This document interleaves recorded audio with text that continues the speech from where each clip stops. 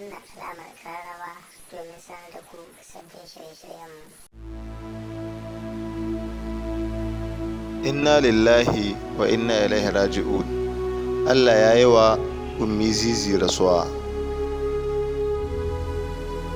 Allah ya yi wa tsohuwar jarumar fina-finan Hausa Ummi Ibrahim Zizi rasuwa, kamar yadda aka bayyana a shafinta na sada zumunta a Instagram, inda aka rubuta cewa inna lillahi wa inna ilaihi raji'un.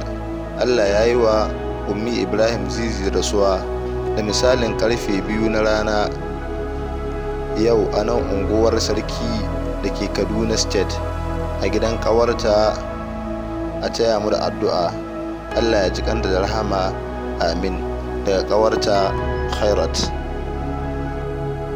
A kwanakin nan ne jarumar ta yi ikirarin za ta kashe kanta saboda wasu matsaloli da ke damunta, kamar yadda ta bayyana a shafin nata na sada zumunta.